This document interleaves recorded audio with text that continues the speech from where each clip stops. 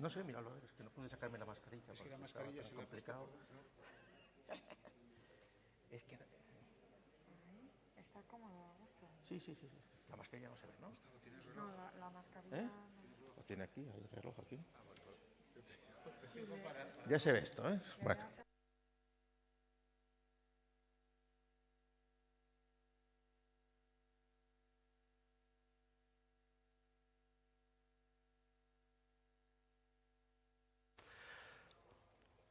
Bueno, pues buenas tardes. Vamos a procurar terminar antes de las 7, porque por necesidades del guión. Aunque Daniel Guardiola generosamente había puesto 1h30 para esta intervención, que yo nunca pensé ocupar, pues no voy a aburrir.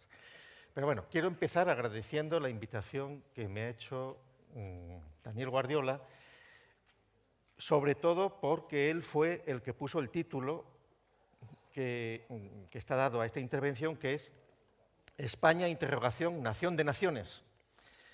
Entonces, sobre el rótulo nación de naciones y la idea de nación de naciones, en nuestro entorno tenemos amplia solera en discutir ese pseudoconcepto.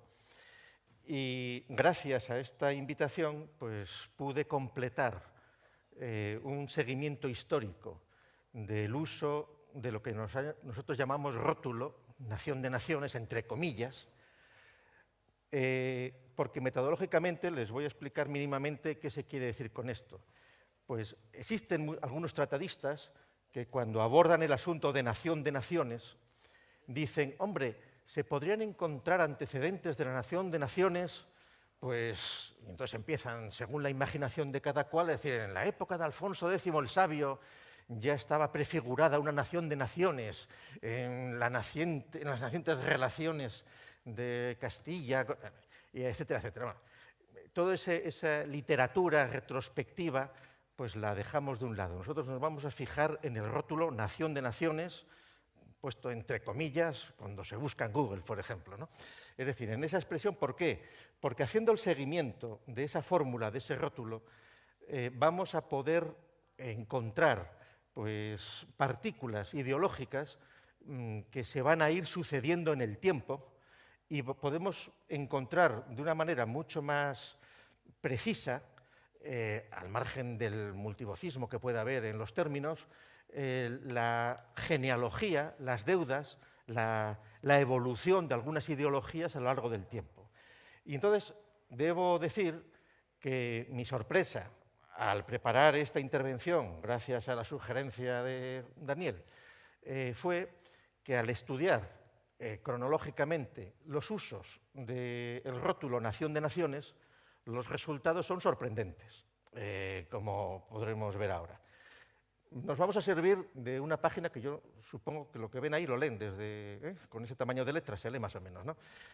Que esa página está disponible en Internet, en filosofía.org, que es uno de los sitios que nosotros mantenemos, y aunque es una página muy reciente, que lleva 2 o 3 días, y entonces todavía no la ha deglutido Google. Dentro de unos días, cuando pongan Nación de Naciones, saldrá entre los primeros lugares, pero todavía sale la 10ª o así, pero vamos, es cuestión de tiempo, porque hemos metido bastantes materiales que tienen que ver con estas cosas.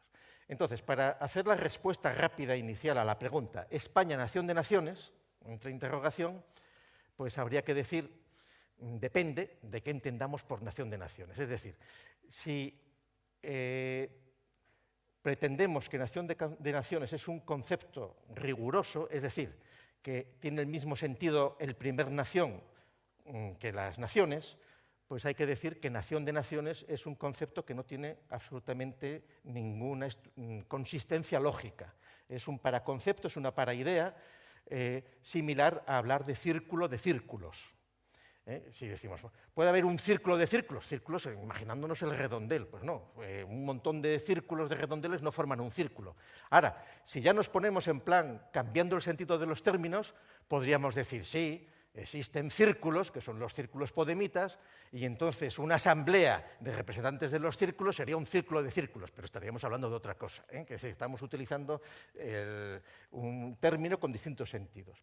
Entonces, en el sentido de nación, y gracias a lo que ya se ha dicho en la mesa anterior, a lo que han explicado, y particularmente Axel, la distinción que nosotros hacemos entre nación biológica, entre nación étnica, entre nación histórica, entre nación política, entre nación canónica o política y luego las naciones fraccionarias, pues habría que decir el concepto nación política de naciones políticas es un sinsentido político y filosófico. Sí que perfectamente se podría decir España es una nación política de naciones étnicas, por ejemplo. Entonces eso puede tener algún sentido, se puede entender, pero lo otro no. Entonces, y esto es algo que y se ha mencionado en la mesa anterior, interesantísima, porque existe la opinión lanzada de que, y se ha dicho esta mañana, yo creo que incluso, que la nación-estado es algo que pertenece casi al pasado, que hay que revisarlo, que se está continuamente con esas ideas que son pues, simple manifestación de confusiones, porque el criterio que hay que adoptar realmente de qué se entiende por nación en un sentido político es el uso normal que después de la Primera Guerra Mundial, por ejemplo, se dio a la Sociedad de Naciones o a la Liga de las Naciones. ¿Quiénes podían estar en la Sociedad de las Naciones, en la Liga de las Naciones, que se organiza por los vencedores de la Primera Guerra Mundial, de la Gran Guerra? Pues particularmente por ideólogos norteamericanos. El presidente Wilson. No hay que olvidar que, por ejemplo, el Palacio de Justicia de La Haya, que todo el mundo pues, se le llena la boca desde el final de la Gran Guerra, está financiado por Estados Unidos, está financiado por una fundación privada de un dinero que dio Carnegie, que regaló a la ciudad de Nueva York el Carnegie Hall. Pues Carnegie, pues, un escocés multimillonario, el rey del acero, decidió a principios del siglo XX vender todas sus empresas del acero, se constituyó American Steel, y entonces con todo su dinero creó 40 y tantas fundaciones, de las que se conservan hoy todavía unas 20 y tantas funcionando, pero incluyendo fundaciones famosísimas, grandes museos de ciencias, de tal, en todo Estados Unidos. Y una de estas cosas fue el Fondo Carnegie para la Paz. El Fondo Carnegie para la Paz, que todavía existe, que tiene sus instalaciones muy cerca de la Casa Blanca y que es una institución privada, pero que tradicionalmente los que han sido secretarios de Asuntos Exteriores en los gobiernos norteamericanos pues pasan a ser los presidentes de esa institución, y que, por ejemplo, esa institución, el Fondo Carnegie para la Paz, financió en buena medida con el Palacio de Justicia que decíamos antes, y en nuestro presente, si ustedes buscan por internet, la Fundación Carnegie para la Paz, donde tiene instalaciones académicas funcionando, principalmente es en Moscú y en Pekín. Evidentemente, al servicio de los intereses del imperio realmente existente, que es Estados Unidos, desde el punto de vista militar y global, que es la única nación que tiene bases militares rodeando todo el mundo, aunque China va abriendo bases militares pues, en África y hasta en la Argentina. Entonces, quiere decir que porque las cuestiones, la historia no se termina, ni el fin de la historia ha llegado, como pretendía Fukuyama y otras tonterías por el estilo. Entonces, ese concepto de naciones, les decía, el sentido de nación que nosotros hoy tenemos que entender como sentido canónico de nación es aquel que se corresponde después de la Primera Guerra Mundial a las instituciones que son invitadas a participar en la Liga de las Naciones, en la Sociedad de las Naciones, y que después de la Segunda Guerra Mundial constituyen la Organización de las Naciones Unidas. Entonces, en la Organización de las Naciones Unidas, pues los nacionalistas vascos no les hacen caso, ni los nacionalistas catalanes, Y ahí vienen las confusiones entre naciones y estados, etcétera, etcétera. Claro, Estados Unidos, que ellos se pregonan nación de naciones, pues aquí está pues, una de las primeras citas en inglés de Nación de Naciones, de Walt Whitman en Hojas de Hierba, en el año 55, sí. Pues claro, ahí el sentido de Nación de Naciones, eso es muy discutible en ese año. ¿A qué se refieren en el ámbito anglosajón un poeta? Si está hablando de una reunión, de si esas naciones son las colonias que se han unido, y tal. Cuando habla al principio, habla Americans, ¿se refiere a los norteamericanos o a todo el continente? Es decir, eso es una cuestión ya para hermenéutica y filología retrospectiva de un texto, de la introducción a una obra de un poeta. Pero Estados Unidos se llama Estados Unidos de Washington, por no decir de Norteamérica, porque México es Norteamérica y son también Estados Unidos.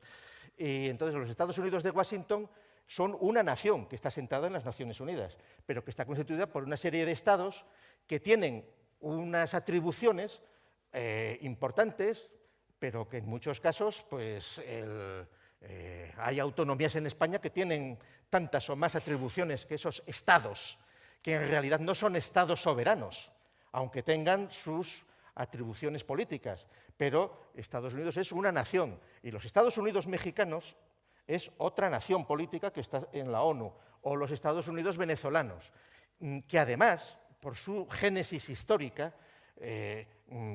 están mucho más estructurados, digamos, los Estados Unidos mexicanos o los Estados Unidos venezolanos, en tanto que esos estados son la traslación de las estructuras del Imperio Español, que en el momento de las independencias, pues lo que eran territorios administrativos de la Nueva España, etcétera, se fueron articulando por intereses particulares de todo tipo, geográficos, pero que son estructuras que tienen una tradición secular, no así algunas de las fronteras de los Estados Unidos de Washington, donde van a tiralíneas como en las naciones africanas, es decir, que tienen una génesis puramente ya postiza, política, de reparto de territorios, pues en los procesos de descolonización después de la Segunda Guerra Mundial o cuando fuera.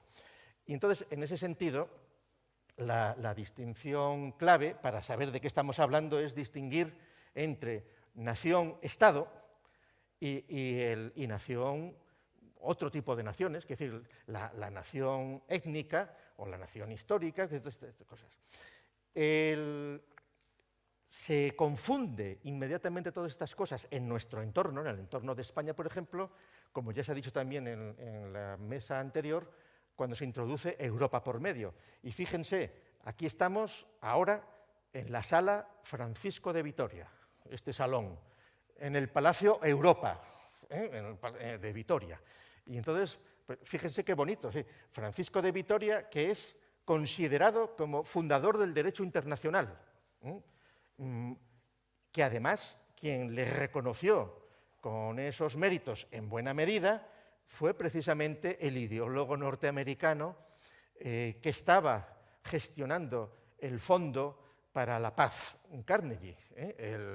Y entonces, que era un protestante norteamericano que voluntariamente fue a la guerra de Cuba, o sea, apuntó para ir en el 98 contra España, que luego no tuvo necesidad de ir a Cuba porque fueron tantos, al parecer, los estudiantes y gente bien colocada de Estados Unidos que querían ir a la guerra de Cuba, que no hizo falta. Y entonces este señor, Scott se llamaba, después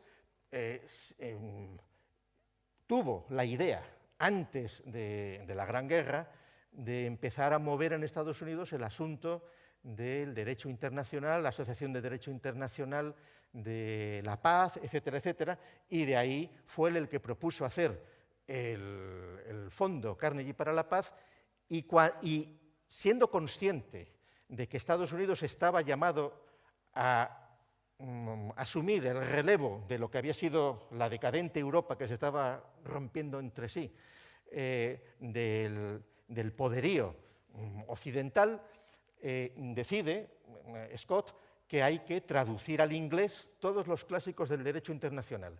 ¿Por qué? Porque es consciente de que los norteamericanos, si quieren ser los sucesores del imperio romano, del imperio español fundamentalmente, y Estados Unidos es la visión que tienen ellos, tienen que conocer en inglés lo que no conocían.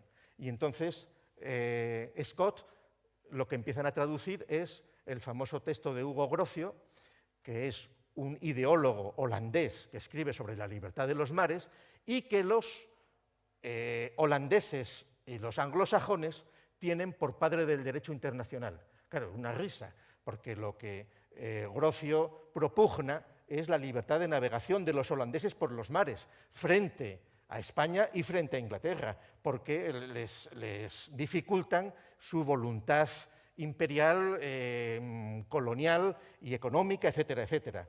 Entonces, Scott, al ir viendo internamente, por la propia fuerza de las cosas, los textos de Grocio, etcétera, etcétera, se acaba dando cuenta de que Francisco de Vitoria y Suárez son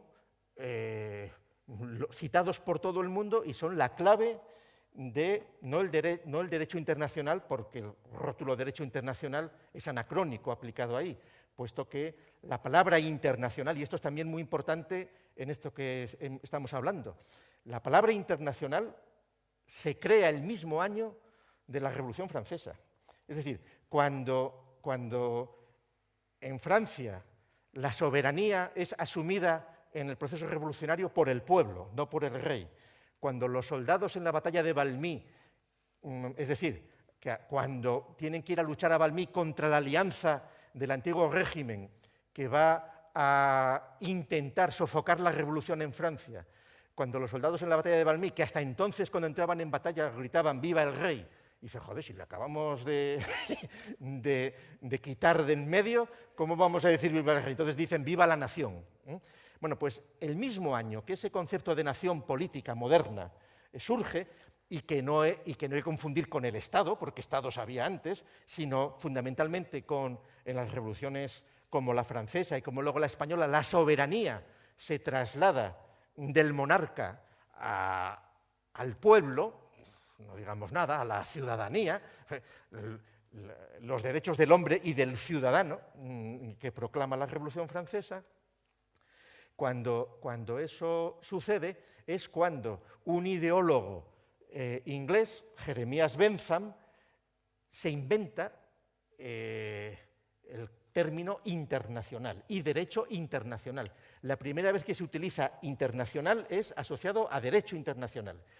Y Jeremías Bentham, al servicio de los ingleses, será el que pueda poner en marcha el derecho internacional. ¿Dónde? En las repúblicas que hablan español en América, desgajadas del imperio español que se va descomponiendo tras la invasión francesa de España, etcétera, etcétera. Y entonces las primeras cátedras que hubo de Derecho Internacional estuvieron en la Gran Colombia, estuvieron en Caracas, estuvieron en Bogotá.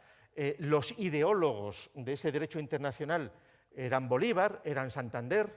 Los catedráticos de lo que antes era el derecho de gentes pasan a llamarse catedráticos de Derecho Internacional. Evidentemente antes existían relaciones entre los estados y entre las monarquías, y entonces, claro, el concepto de derecho internacional pues es un error llevarlo a Francisco de Vitoria o a Suárez, porque se está hablando de otras cosas. Porque lo que está hablando Vitoria, lo que está hablando Suárez es, y eso es lo que se dio cuenta Scott, y Scott publicó 2 libros publicados por la editorial de los jesuitas, el que había sido protestante en Estados Unidos, 2 libros en los años 30, o 20 y tantos o 30, que es Francisco de Vitoria, fundador del Derecho Internacional, y Suárez, los fundamentos católicos del derecho internacional, algo así, dos obras clásicas, que fueron, o sea, molestaron mucho a los ideólogos europeos, etcétera, etcétera. Bueno, esto de Scott lo pueden encontrar también en estas páginas, esto que les he contado, y lo del derecho internacional, porque es verdaderamente vergonzoso que haya, por ejemplo, profesores españoles de derecho internacional que en artículos publicados digan el derecho internacional, las cátedras de derecho internacional se incorporan a la universidad universal, se discute si fue en París en 1850 o si fue en Estados Unidos de Washington en 1849. No, 20, 30 años antes ya se utilizaba el rótulo derecho internacional. ¿Por qué? Pues porque Jeremías Bentham había escrito las constituciones para las nuevas repúblicas americanas, que las publicaba el Ministerio de Asuntos Exteriores británico en español, y que son las que se llevaba Santander y Bolívar para trasladarlas allí en competencia con la Constitución de Cádiz del 1808, que también estaba operando. Es decir, que ahí la dialéctica entre imperios, entre el mundo anglosajón y el español, pues es absoluta hasta en la terminología. Bien, entonces, algo parecido sucede ahora, y les voy a poner, para no hacer una visita cronológica del asunto, vamos a darnos aquí un salto en el tiempo. Vamos a ver. Aquí un gorjeo del bachiller IZ, a ver, yo no sé si esto se puede escuchar. A ver. No, es que esto, no se puede escuchar porque esto no tiene audio. No pasa nada. Bueno, era para que lo escucharan. Bueno, el bachiller IZ en 2016, en plena Congreso de los Socialistas de Cataluña, cuando se clausura el 13 Congreso, él dice, y sí, Cataluña quiere ser reconocida como nación, como lo que nos consideramos. Nadie ha de ver en esta afirmación de Cataluña como nación ningún riesgo, ni para la unidad de España ni para la fraternidad entre los españoles.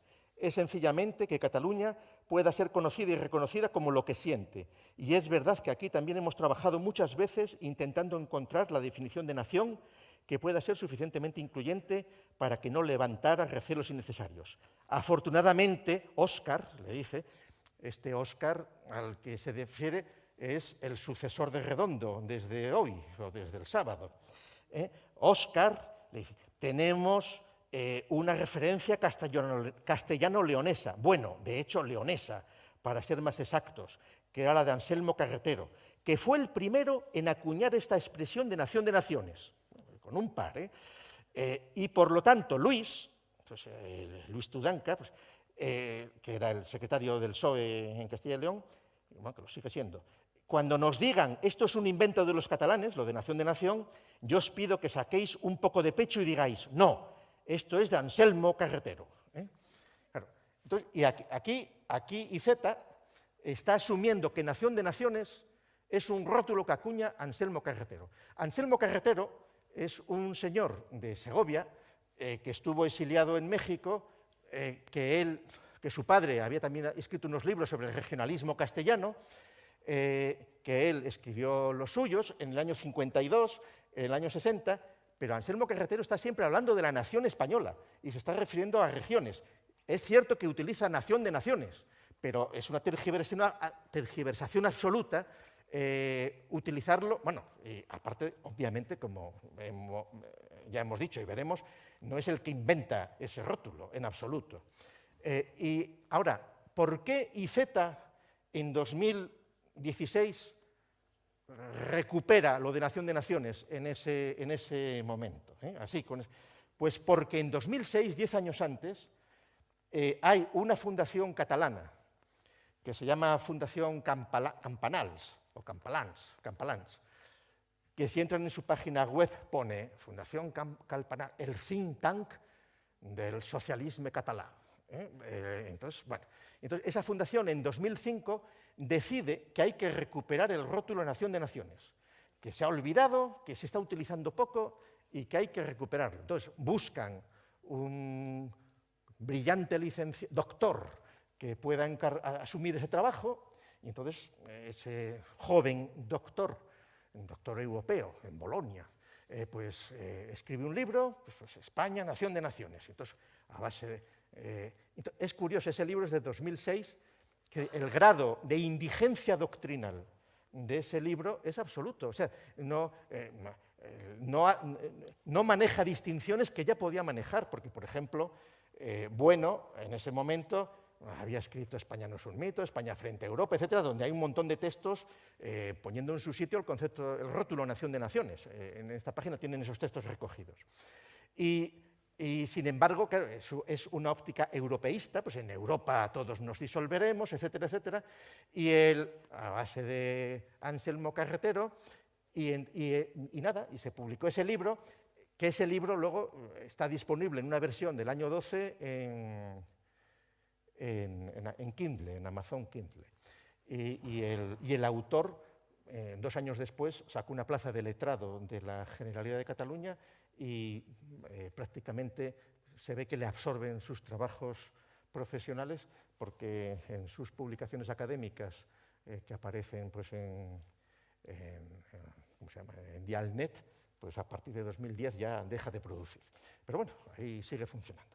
Y entonces, hay una voluntad catalana de recuperar nación de naciones.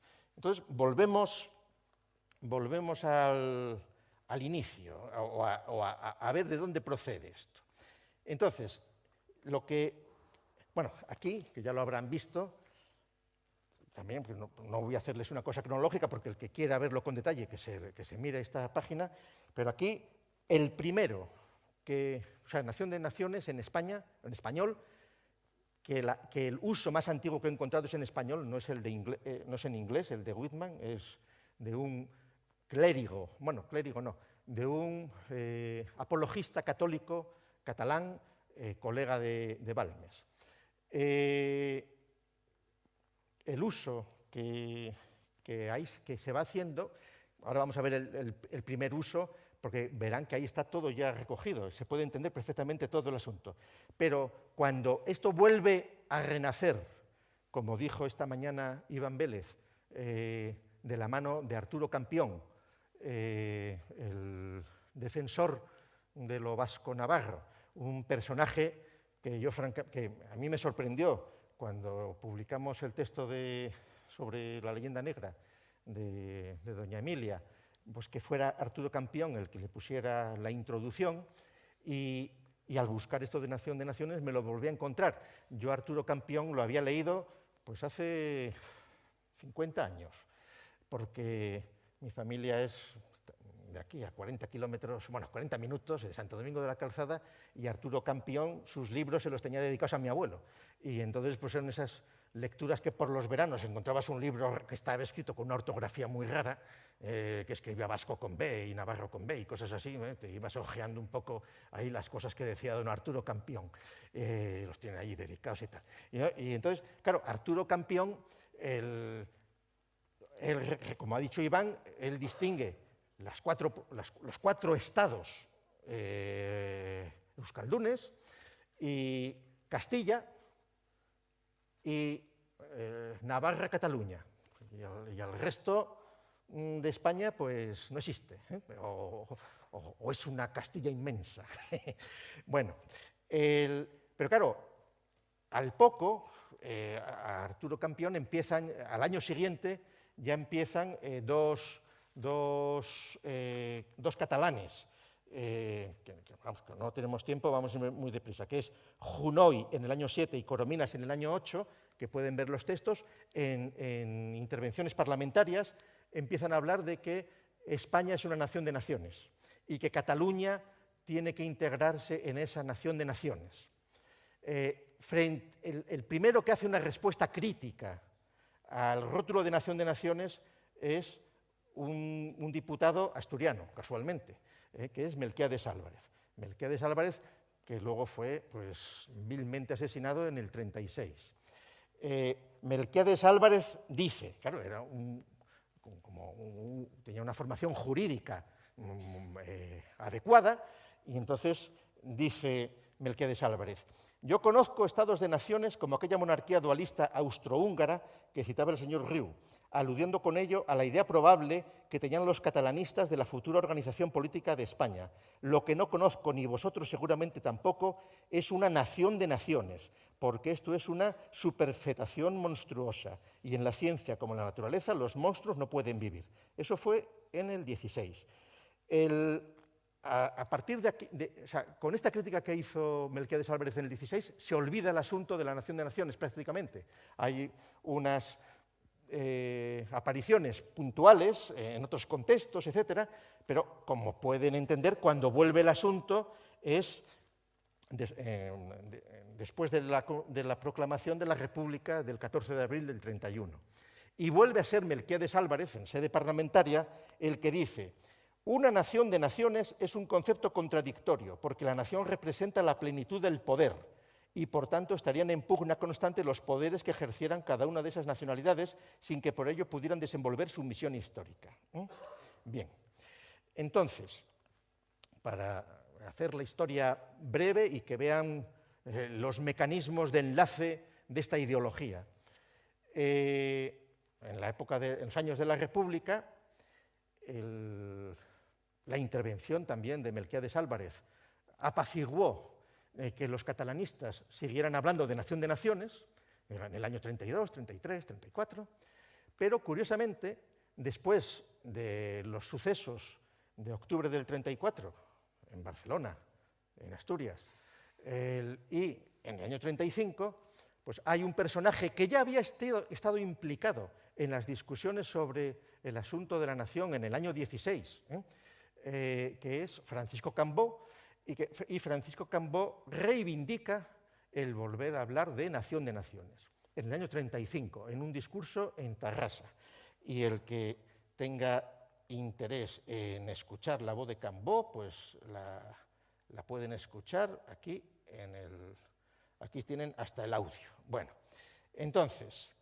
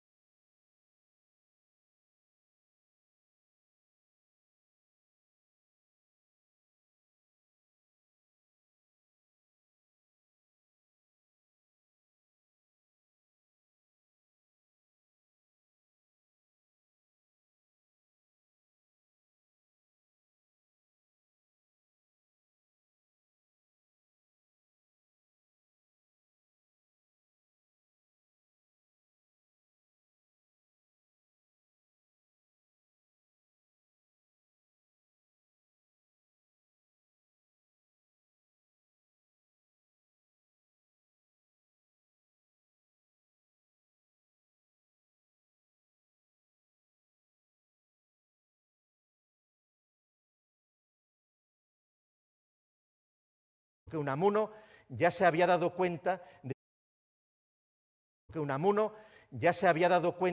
de la ideología del invento cuando la discusión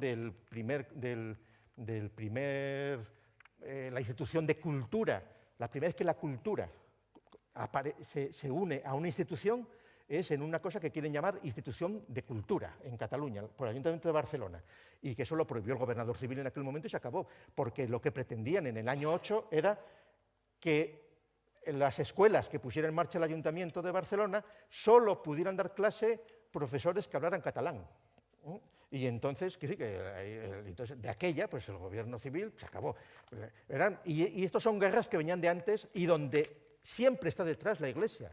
Siempre está detrás la Iglesia. Es decir, se dice, o las órdenes que habían dicho, no tiene que haber los catecismos, no pueden estar en catalán, tiene que haber también catecismos en español. Y entonces dicen, no, es que no hay catecismos autorizados por el obispo en español. Entonces se autorizan en catalán. Es decir, ¿por qué? Porque desde el punto de vista católico, las naciones, después de la Revolución Francesa, son algo adventicio. Ellos están en la universalidad, en la catolicidad. Y, ojo, muchos de los movimientos que luego serán regionalistas, secesionistas, lo que se quiera, tienen sus orígenes ya en el siglo XVII y XVIII en las pugnas internas de algunas organizaciones católicas a la hora de los repartos de las áreas de sus provincias, de sus intereses. Es decir, los benedictinos gallegos pues estaban molestos con la preeminencia que tenía Salamanca o que tal, y ahí se ven pues, los escritos de los amigos de Feijóo, etcétera, etcétera, que ahí está funcionando, y eso va a seguir funcionando, y no digamos nada en el País Vasco, que eso absoluto.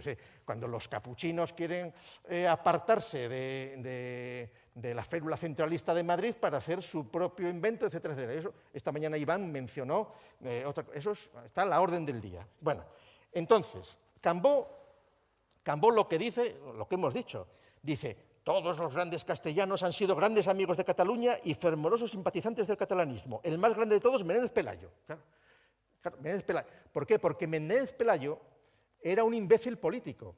Políticamente hablando, Menéndez Pelayo no se enteraba. O sea, él creía que era un profesor, era un erudito, y entonces todas las lenguas eran iguales. No, no, las lenguas no unen, las lenguas separan. Y entonces, una nación, y eso los franceses lo sabían perfectamente, tenía que hablar en francés, y el ejemplo francés es bien sabido. Al principio de la Revolución aceptaron los patois, se aceptaron las lenguas locales francesas.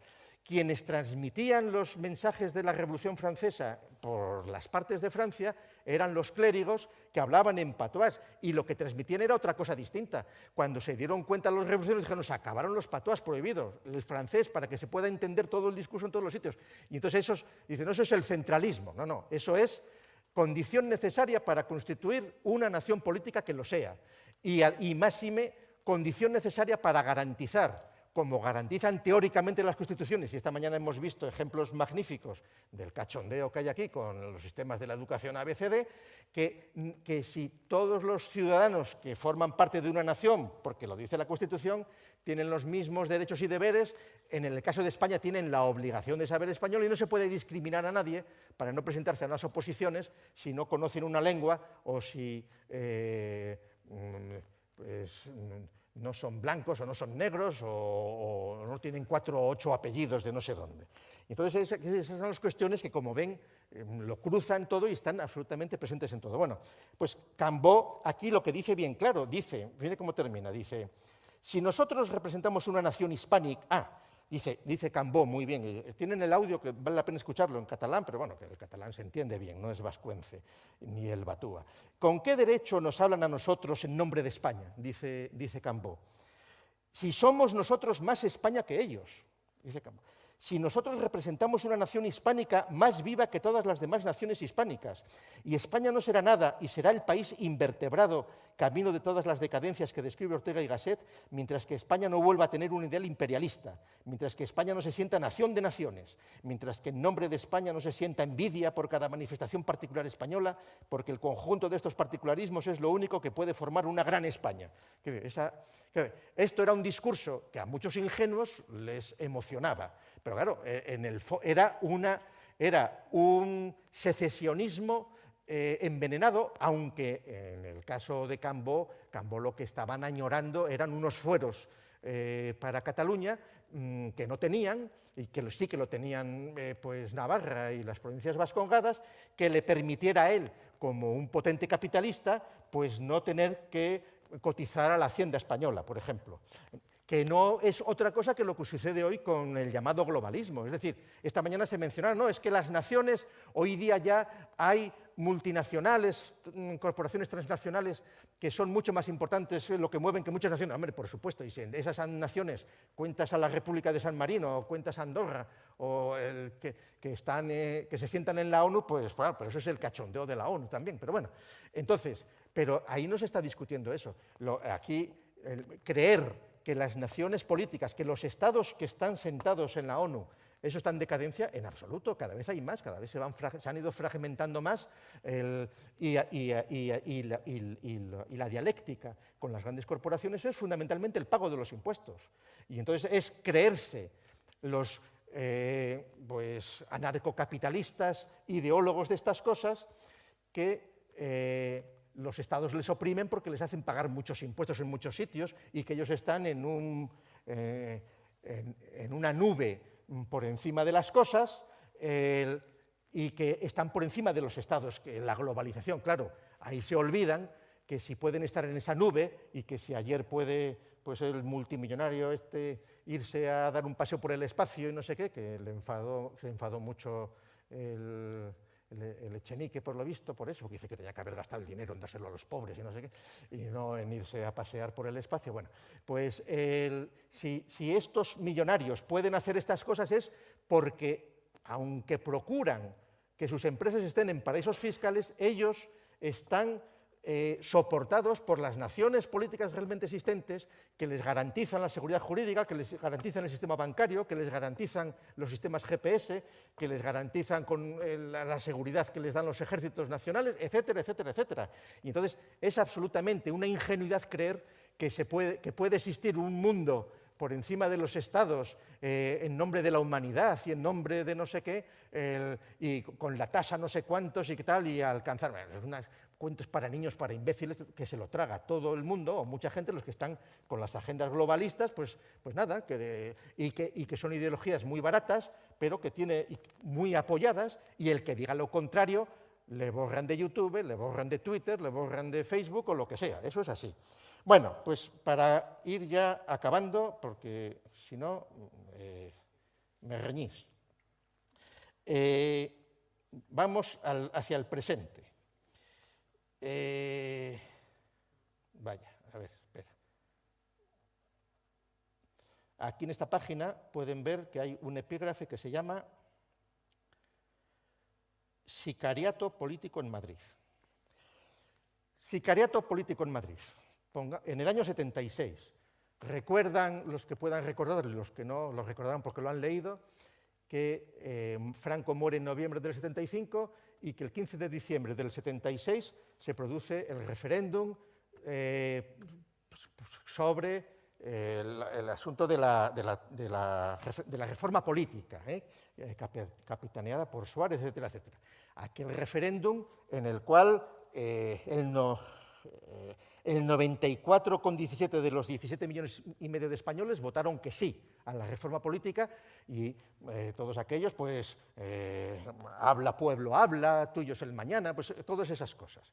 Bueno, pues, una operación de un referéndum perfectamente pautado y que un éxito. Ahora, el día anterior al referéndum o 2 días antes, el sicariato envía un mensajero al Club Siglo XXI de Madrid a lanzar su mensaje. Mensaje que la prensa publica el mismo día 15 de diciembre, el mismo día en el que los periódicos están diciendo hoy el pueblo español va a votar, habla pueblo, habla. ¿Y qué es lo que dice el sicariato? Pues lo dice bien claro.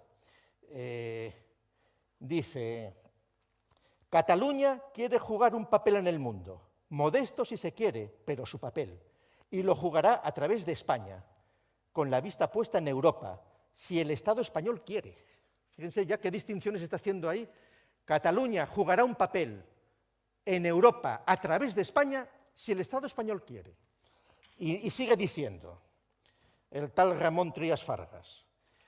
A veces los catalanes nos sentimos indiscriminadamente acusados de separatismo traicionero desde Madrid. Esto realmente duele y nos parece injusto.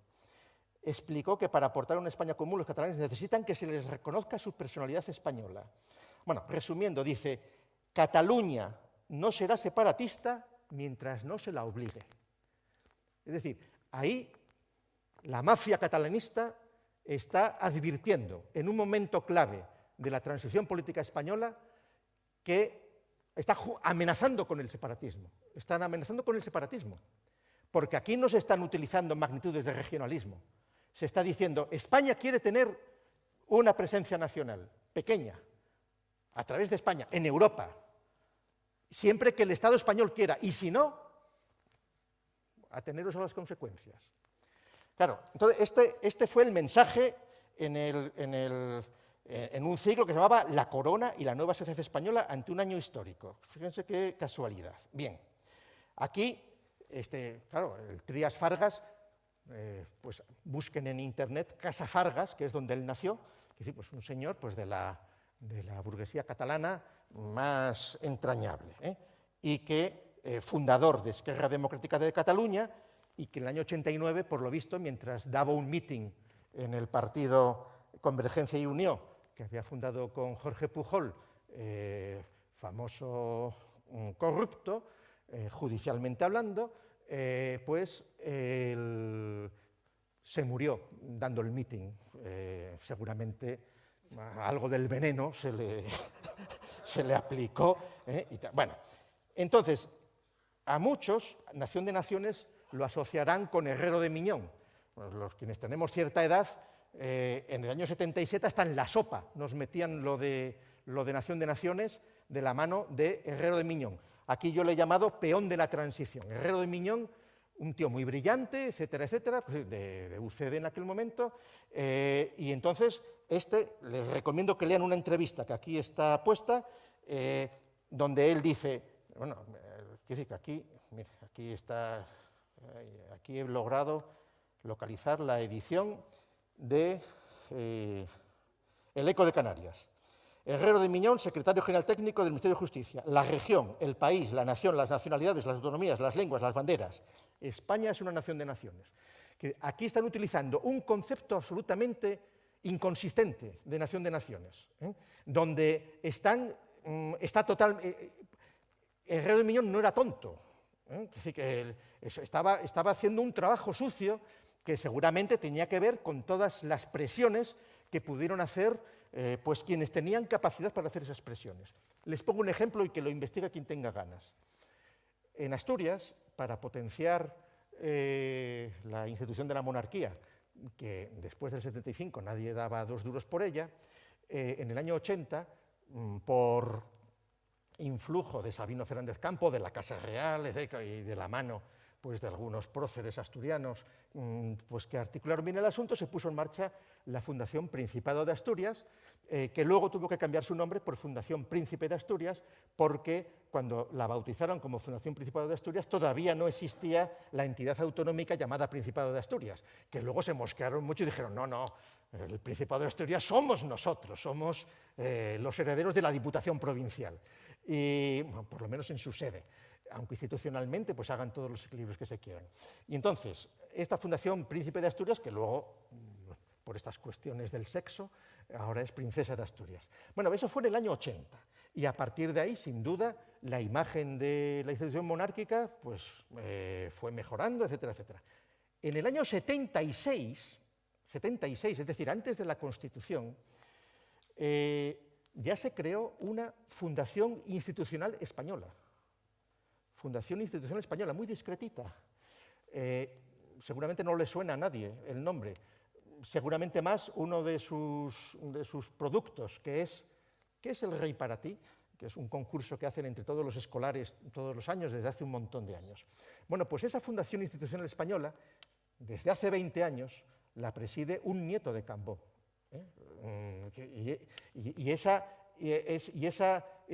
institución, para adular a la institución monárquica, que era clave en el proceso de la transición de la ley a la ley, etcétera, etcétera, pues estaba teledirigida por el sicariato, etcétera, etcétera. Bien, ya el orgasmo de la Nación de Naciones es año 78, cuando los padres de la patria y los padres de la Constitución, incluyendo Herrero de Miñón, pues comienzan a discutir sobre Nación de Naciones en la fase de redacción de la Constitución española. Y aquí es un asunto que sí que es, bueno, simplemente mencionarlo, por ahí lo tienen. Aquí los debates constitucionales tienen el mayor interés, pero fundamentalmente para darse cuenta de la pobreza conceptual de los que participaron en esos debates. Es decir, no distinguen, o sea, claro, es cuando se introduce lo de las nacionalidades con unos sentidos totalmente indefinidos, donde unos querían escuchar lo que luego han seguido argumentando, etcétera, etcétera. Es decir, ahí es todo el cacao y toda la confusión presente.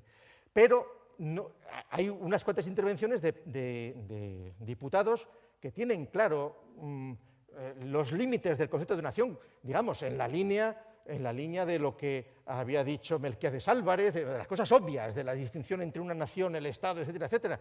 Sí, como puede ser, si no utilizó el rótulo Nación de Naciones, pero discutiendo, porque aquí yo solo me he fijado, se lo recuerdo, en Nación de Naciones, no en la discusión. Que, por ejemplo, el discurso de Blas Piñar es totalmente lúcido, pero no llega a utilizar Nación de Naciones, pero Gonzalo Fernández de la Mora, el propio Julián Marías, que hay una serie de autores que combaten todo eso, y lo que es sorprendente es la gratuidad con la cual se responden aquellas cosas y entonces la resultante, que antes ya se mencionó, del famoso artículo 2, pues es, bueno, y lo que hay que constatar, es, aquí tienen una selección de todo esto, que recuerdan cómo se hizo la Constitución, es decir, se legaliza el PC en el año 77, en julio hay otras elecciones generales, lo primero que hacen las Cortes cuando se reúnen es crear una comisión electoral, crean unos redactores, que son los 7, y entonces esos, más o menos entre el mes de junio y diciembre del 77, redactan el borrador de la Constitución, y entonces esas sesiones, no sé, 24 sesiones, no sé cuántas sesiones, esas fueron privadas, de esas no hay actas. Se publicaron 20 años después unas actas donde ahí no aparece el rótulo Nación de Naciones. O sea, formalmente ahí eso no aparece.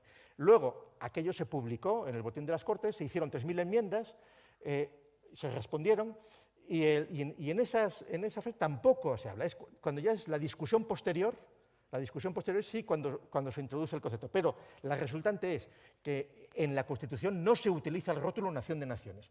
Sin embargo, los ideólogos que están procurando modificar la Constitución se están inventando una especie de retroanálisis preconstitucional ficción, que es decir, tomando lo que algunos de los redactores de la Constitución pensaban que podía ser la Nación de Naciones, hay que ver que el espíritu de la Nación de Naciones está disuelto en la Constitución. Y entonces, claro, unas cosas que jurídicamente son impresentables, pero que las sostienen constitucionalistas, ojo, ¿eh? Es decir, ¿por qué? Pues porque los constitucionalistas pues, son los teólogos del libro que es la Constitución, y cuando una Constitución cambia, los constitucionalistas cambian el libro, si no lo han hecho ellos, etcétera, etcétera, etcétera. Y porque la cantidad de autores mercenarios y de autores que dependen pues, del cocido, etcétera, etcétera, es muy grande, y la deshonestidad intelectual absoluta. Entonces, la situación es de una situación pues, casi vergonzante, ¿eh? Voy a terminar recordando, porque no lo he dicho, y es una vergüenza que no lo haya dicho, recordar a otro, nominalmente aunque sea, a otro de los autores que es muy bonito, porque esto también es lo que se hablaba antes, es decir, igual que Melquiades Álvarez tuvo que intervenir con 15 años de diferencia en dos momentos para hablar de este asunto, igual que lo que Cambó dijo en el 35 se reproduce 40 años después cuando el sicariato habla en Madrid y amenaza en los momentos previos de la reforma política, pues también alguien que yo creo que se mencionó esta mañana, o no sé, el Royo Villanova, que era el director bueno, que era de Zaragoza, de una familia de catedráticos de Zaragoza, y asentado en Valladolid y director del norte de Castilla, y un personaje que por otras partes pues, se puede decir todo lo que se quiera de él, pero Royo Villanova es el único que responde con sentido común al discurso de Cambó, el discurso de Cambó, que lo había dicho el día 10 de febrero. Y Cambó, el día 16, dice: la patria española. El señor Cambó habla nuevamente de las naciones hispánicas. España no es más que una nación y no cabe mayor ataque a la unidad nacional que decir que España es una nación de naciones. Que ahí está clarísimo. Con esto. España es una nación única, políticamente indivisible. Los particularismos regionales que nadie ataca en lo que tienen de real, de vivo y verdadero en sus caracteres geográficos, económicos y espirituales, no pueden tener nunca carácter político. España no es una suma de naciones, España no es una suma de particularismos, España es una síntesis, España es un espíritu, España es un alma colectiva. España es una cosa que ni Cambó, ni Companys, ni ninguno de sus amigos y corifeos atreven a decir, como decimos a voz en grito los españoles de Cataluña y los españoles de Castilla y los de Valencia y los de Aragón y los de Andalucía y los de todas las regiones: España es una patria. Esto lo dice Royo Villanova. Ahora, fíjense, y termino con esto, y el que tenga más interés, pues que se lea todas estas cosas. No, pero para que vean lo que el secretario político de Cambó entonces era un personaje que se llamaba Joaquín María de Nadal Ferrer, que era un ultracatólico feroz. O sea, Cambó había ido en peregrinación a Palestina, y Nadal fue en peregrinación a Palestina también en el año 27, y cuando vuelve escribe sus memorias de un viaje a Palestina, le pone el prólogo Cambó, y es donde utiliza lo de hecho diferencial, es decir, son catalanes de pro, muy católicos, y que van a... Claro, Cambó, él cruzaba el Mediterráneo como si fuera el charco de su casa, a bordo de su yate, el famoso Catalonia, que es donde le pilló pues, el 18 de julio, y Cambó, como todo el mundo sabe, pues, en cuanto se produjo la exaltación del caudillo el 1 de octubre del 36, se sumó a Franco, porque dijo: es mejor esto que la República, sobre todo porque les había salido mal a ellos, y luego donó parte de su colección de obras de arte al Museo del Prado, que es el famoso, ese tríptico de Botticelli de Nastaglio degli Onesti, pues era de Cambó, lo dona al Museo del Prado, tal, y se va a Buenos Aires. Bueno, pues entonces, este Nadal tiene un libro muy interesante que se llama 6 años con don Francisco Cambó. Eso va contando desde el 30 al 36, el secretario político de Cambó, cómo funcionaba. Cambó era un personaje que desde Cambó tenía, lo cuentan en ese libro, por ejemplo, como detalle, él cuando estaba en Madrid estaba en el Ritz siempre, y tenía, dice el autor, gracias a Telefónica, tenía una línea directa desde su habitación del Ritz con Barcelona. Es decir, que no había problemas de comunicación. Bueno, pues en el lugar donde tendría que contar el artículo, o sea, el discurso de Cambó en Tarrasa, y si quisiera lo de Royo Villanova, la respuesta, no menciona nada del discurso de Cambó. El libro está publicado en el 57, no interesa hablar de eso, se olvida eso de Cambó. Pero sí menciona que el mismo día 16 de febrero coinciden en un tren Cambó y Royo Villanova. Y entonces aprovecha para hacer ahí una glosa de Royo a su manera. Es decir, bueno, esto es el relato de la historia, que esto es la memoria biográfica parcial, que es lo que siempre sucede. Bueno, resumiendo, y frente al pesimismo que decís antes, aquí algunos, el asunto del catalanismo, por la propia inercia de las cosas, ya se ha mencionado antes, por la razón de preferir a hermanos hispanoamericanos mahometanos susceptibles de ser coranizados en catalán, tiene ahora pues, 700 o 800.000 musulmanes viviendo en tierras catalanas. Los católicos catalanistas tendrían que hacérselo mirar, y entonces tendrían que procurar pues qué sé yo, que los mosenes de toda la vida, catalanes, si es que quedan, pues entre regueldo de butifarra para que le dé un aire porcino, pues intenten convencer y cristianizar de nuevo, catolizar a esas gavillas de musulmanes, porque si no, la cosa se va, y se va. Lo ideal sería lograr que los mosenes llevaran peregrinaciones de musulmanes a la Mureneta y que la pudieran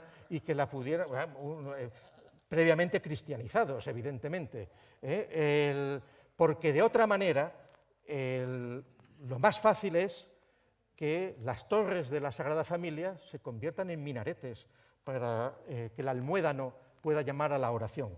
Y estaría bien visto, porque no hay que olvidar que el edificio de la Sagrada Familia, que diseñó Gaudí, porque se lo pagó el marqués de Comillas, estaba previsto para ser puesto en África, porque entraba dentro de una campaña de cristianización del norte de África, que tenían a principios de siglo. Como evidentemente no pudieron hacerlo así, lo empezaron a hacer en Barcelona. Y no hay que olvidar que Mosén Cinto Verdaguer trabajaba en los barcos de la compañía transatlántica, etcétera, etcétera. Es decir, que ahí los vínculos de todas estas cosas están mucho más entrelazados de lo que parece, y la propia realidad de las cosas es la que va a dificultar ampliamente el asunto. Es decir, yo más bien veo, antes que una Cataluña independiente, un califato en Cataluña, un califato separado de Europa.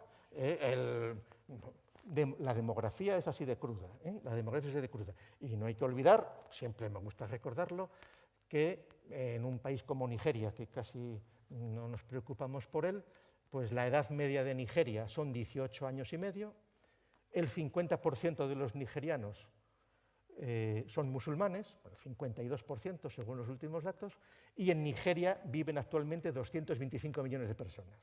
Es decir, ayer me sorprendió al llegar a Bilbao, al cruzar por una calle, ver una colección de norteafricanos, bueno, norteafricanos no, porque eran negros, que sí, ¿no? O sea, de nigerianos, abundantísima. Luego me explicaron que, por lo visto, pues, están en unas condiciones generosísimas de subvenciones y de ayudas, etcétera, etcétera, etcétera. Bueno, pues si la euskaldunización de esos africanos no se produce, que no se producirá. Ahora, si se produjera, imaginemos que se produjera y que volvieran a Nigeria y que resultara que en Nigeria hubiera de millones vascoparlantes y que decidieran pues, venir aquí, bueno, pues perfecto, pero ahora seguramente no podrían leer las cosas que Sabino Arana decía en plan racista de los españoles y cosas así. Pero política ficción. Pero, ¿qué quiero decir con esto? Que tienen mucho más perdida la guerra con la claridad con la que vemos ahora las cosas, que no es la misma que había hace 10 años al ver estas cosas, porque se ocultaban. Y aquí, claro, esta reunión, pues contra el nacionalismo, sería contra el secesionismo. Y aquí no es, aquí el concepto es el de secesión, el que tiene que funcionar, y es lo que se busca. Y todos, aunque evidentemente puede haber algunos, como diría hoy el Cambó si reviviera, pues que encontraría su futuro en Europa y en Europa de los pueblos, etcétera. Pero eso son otras milongas. Bueno, pues nada, muchas gracias.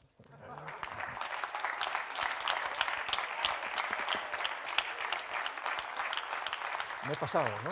Sí. Joder, las 7:01, ¿eh? Perfecto. Bueno, se acabó, ¿no? Sí.